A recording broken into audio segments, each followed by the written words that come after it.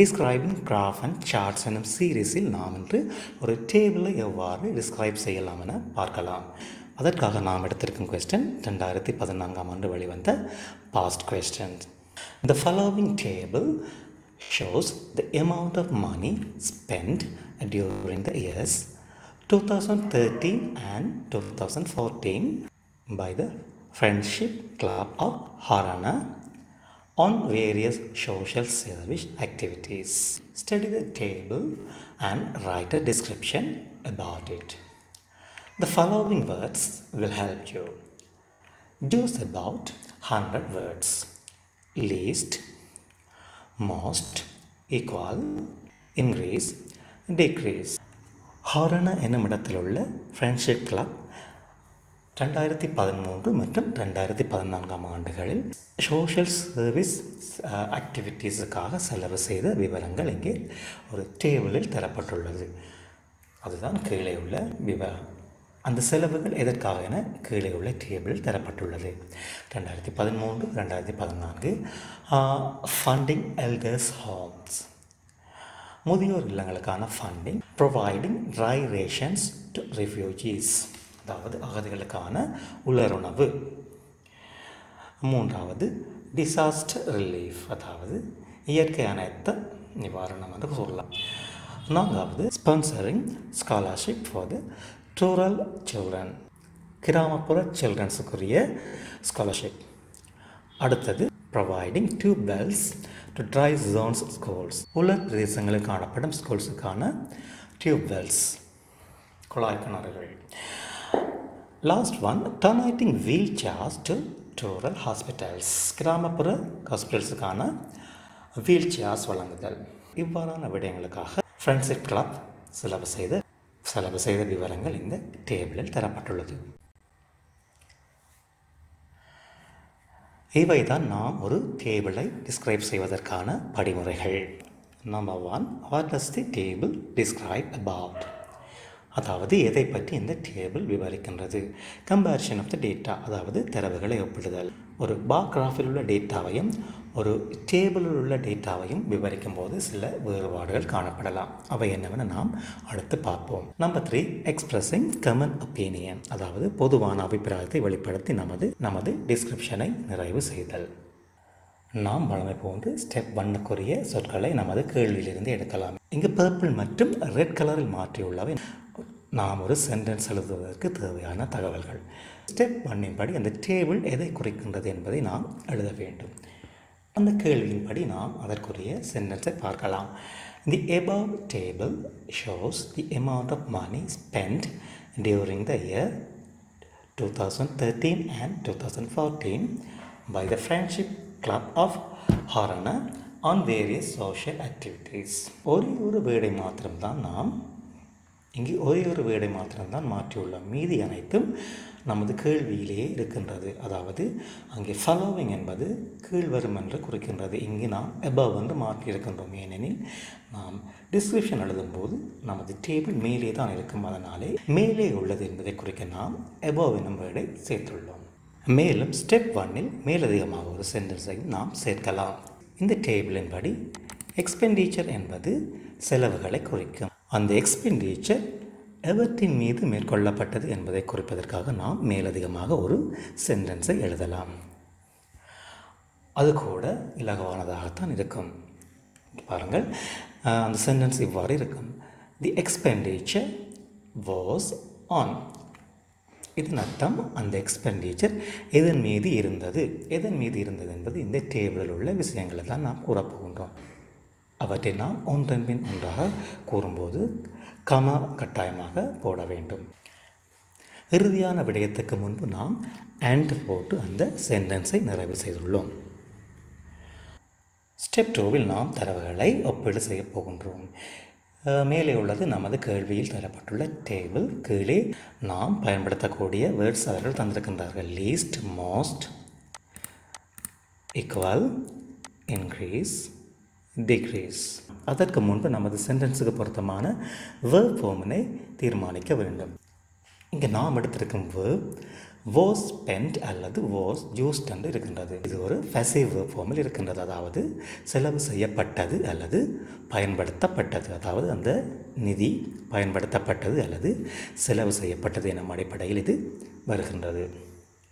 நாம் நமது verb form-ஐ தீர்மானித்து விட்டோம். இனி ஒவ்வொரு சொல்லையும் எவ்வாறு பயன்படுத்தலாம் என பார்க்கலாம். மோஸ்ட் அதாவது அதிகூடிய செலவு எதற்கு நடந்திருக்கின்றது என்பதை இந்த டேபிளின் படி பார்க்கலாம். 2 ஆண்டுகளையும் நாம் குறிப்பாக கவனத்தை எடுக்க வேண்டும்.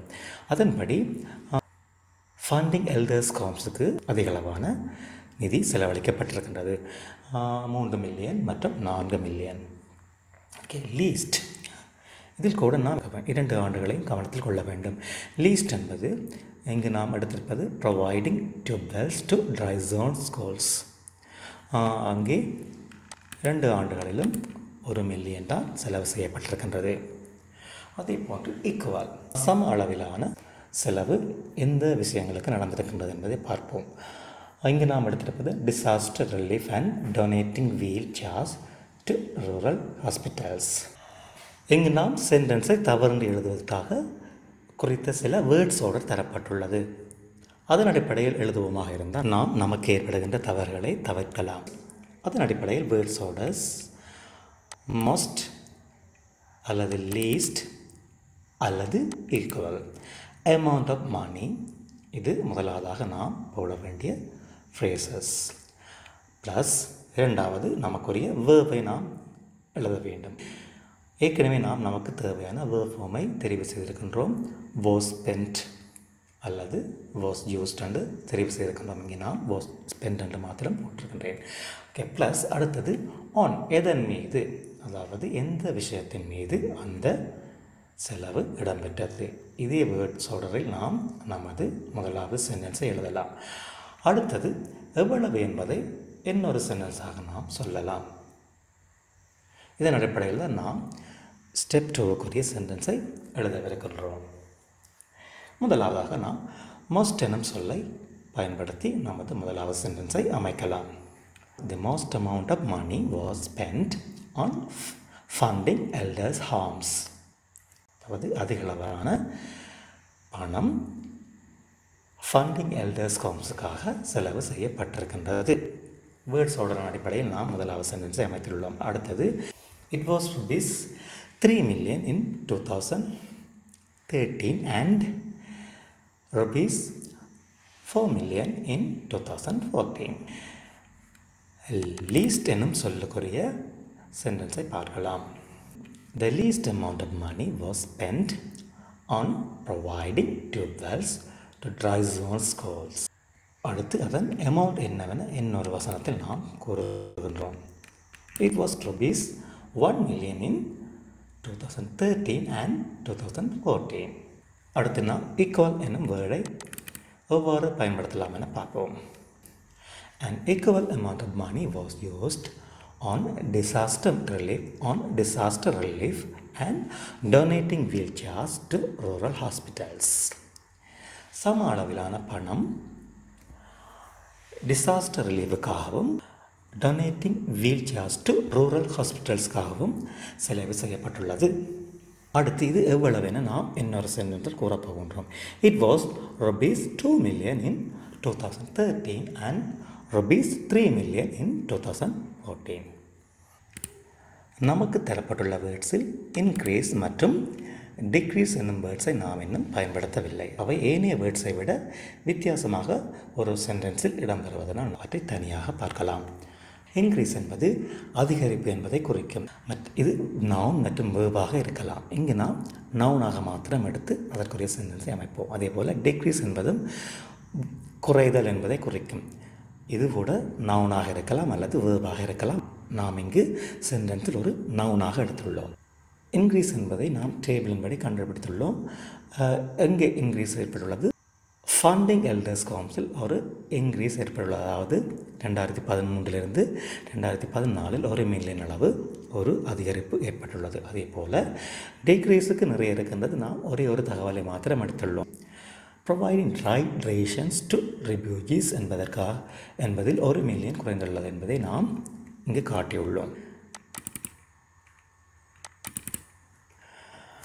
டிக்ரீஸ் என்பதற்குள் சில விஷயங்கள் இங்கு காணப்பட்டாலும் நாம் இங்கு ஒரே ஒரு விஷயத்தை மாத்திரம் எடுத்துள்ளோம். இங்கு கூட நாம் சில வேர்ட்ஸ் ஆர்டரை பயன்படுத்துவோமாக இருந்தால் நமது சென்டென்ஸில் தவறுகளை தவிர்க்கலாம்.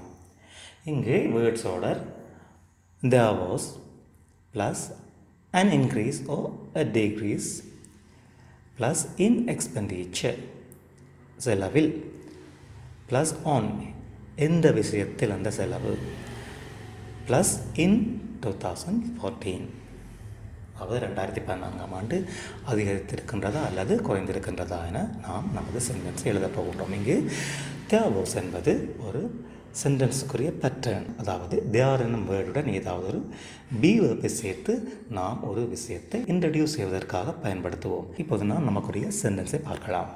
There was an increase in expenditure on funding elders home in 2014. அதாவது ஃபண்டிங் எல்டர்ஸ் ஹோமுக்குரிய செலவில் ஒரு அதிகரிப்பு நிகழ்ந்திருக்கின்றது 2014ஆம் ஆண்டில். இவ்வளவுதான் நமக்குரிய சென்டென்ஸ். அடுத்து நாம் டிக்ரீஸுக்குரிய சென்டென்ஸை பார்க்கலாம். There was a decrease in expenditure on providing dry ration to refugees in 2014. அதாவது செலவில் ஒரு குறைவு காணப்பட்டது. இதன் மீது providing dry ration to refugees அப்போது in 2014.